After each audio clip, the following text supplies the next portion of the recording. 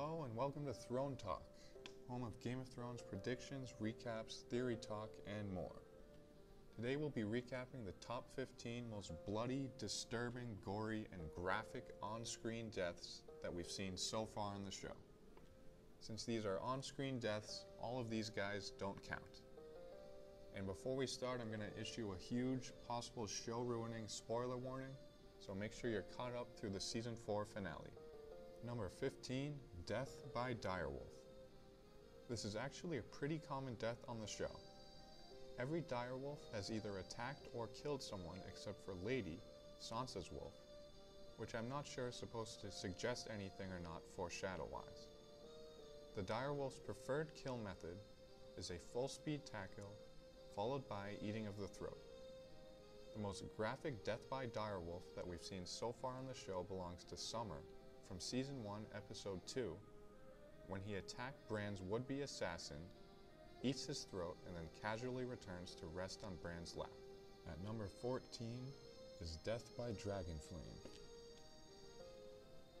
While it's not the bloodiest of deaths, it's still pretty graphic and disturbing, and considering it would be a slow and painful one, I had to put this up here.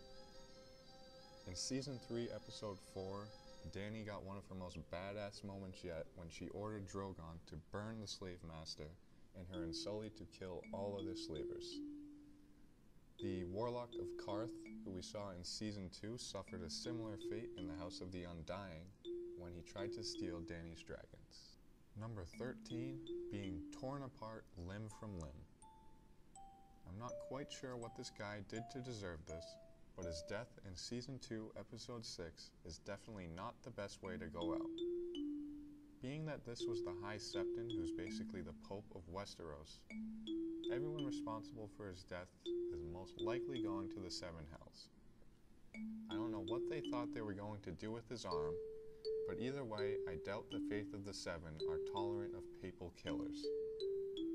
Number 12, sword through the mouth. Tanner was actually a renowned street assassin in King's Landing before being sent to the Night's Watch, or so he claimed.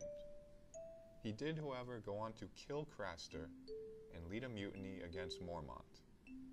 Even though Jon was losing the fight up to this point in Season 4, Episode 5, and had it not been for one of Craster's wives, he probably would have died, you still gotta give Jon some props for hanging in there after a major stab wound.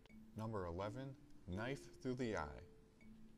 Dying while defending Lord Stark is the most honorable death for a Stark bannerman. It just wasn't a very honorable manner of killing by Jaime in Season 1, Episode 5. However, if it wasn't for Jory's death, we wouldn't have been able to see what could have been the greatest one-on-one sword fight on the show until some dumb Lannister soldier interfered. Number 10, hammer to the head. This was a pretty intense fight with awesome music and great choreography. Up to this point, Styr was dominating pretty much everyone at Castle Black and laughing while he did it. He does manage to slam Jon's head against an anvil at one point in Season 4, Episode 9, which Jon recovers pretty quickly from. But in the end, the anvil slam does Styr in, as it allows Jon to spit blood in his face and crush his skull with the smith's hammer. Number 9, Scalped by the Menace. With over half his fleet destroyed or engulfed in flames, thousands of men lost, and Davos missing, Stannis decides to storm King's Landing's beaches anyways. For Stannis backers, probably the only good you got out of Season 2's Battle of the Blackwater episode was seeing the Manus established as a total BA with a sword. Of course, all he would have had to do is bring his Fire Priestess along, and he'd probably be sitting on the Iron Throne right now. Number 8, the Gold Bucket Challenge. I'm not sure if Viserys was drunk, stupid, or suicidal, but in the 6th episode of Season 1, we see the Last Dragon threaten Dany's unborn child while Khal Drogo is standing right next to her. Claiming Drogo owed him a golden crown, the Khal agreed and melted his golden belt almost instantly, and then pours it over the Targaryen's head. Number 7, Decapitation Fail.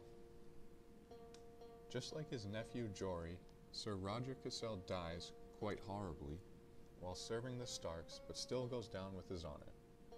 His last words from Season 2, Episode 6, "Gods help you, Theon Greyjoy," were definitely a sign of things to come for his executioner, but I think it's safe to say he got more than his due. And how awful a swordsman is Theon that it really took him 3 swings and a kick to finally get Old Man Cassel's head off. Number 6, Impaled by a Giant's Arrow. This was my favorite moment of the battle at Castle Black. First we see some random wildling archer shoot his arrow and he can't even reach half the height of the wall. Next the giant steps up, loads either like a huge giant arrow or some type of spear onto his bow, and completely impales an unsuspecting crow and sends him 700 feet to his death. Number 5, Death by Hodor. I don't know about you guys, but I was waiting all series to see HodorUnleashed, and when we finally got to see it in Season 4, I was not disappointed. The warg's 7-footer easily snaps the chains that were holding him, and then lifts the treacherous Locke by his neck and effortlessly snaps his head clean off from his spinal cord without a single Hodor. Number 4, Disemboweled by the Hound. This was one of the first moments where we got to see that the Hound has some redeemable qualities. He's a brutal killer, but unlike other knights on the show, e.g. Meryn Trant, the Hound still has a moral code, and letting little girls be raped is not something he condones. The Hound dominates everyone that takes him on during Season 2's Ride of King's Landing, and leaves this guy with his guts hanging out. Number 3, Khal Drogo's Fatality. Here we got to see just how badass and slightly crazy Khal Drogo really was. After Mago insults his woman, Drogo decides to fight him himself. Insulting Mago throughout the fight's entirety, and doing so unarmed, Drogo proceeds to kill Mago with his own weapon by slicing his throat and then pulling his tongue out through said throat wound. Number 2, Sliced in Half. The Hound goes full-on beast mode at the Blackwater, or at least he was until the whole running away from the battle thing. Still, he absolutely demolished anyone who got near him while he was at the Blackwater, and these two got the worst of it. I'm not sure how they did the effects for this, so if anyone out there knows, let me know in the comments. How exactly do they get half of a guy's body to disappear? Was the guy a prop all along, or was it a green screen trick? Anyways, so much awesome gore. Number 1, Mountain Smash. Oberyn had victory in his sights, only needing to give one final blow, but instead he allowed the Mountain the opportunity to punch out half of his teeth, then squish his eyes into his face and blow up his head. The Mountain did, however, admit to the murder and rape of Elia. Plus, I believe the Mountain is somewhere in the Red Keep dying slowly, so technically Oberyn accomplished what he came for, but probably not in the way he imagined.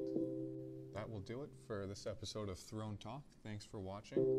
Let me know in the comments if I missed anything or what you'd like to see for future recaps or prediction videos, and make sure you subscribe for more.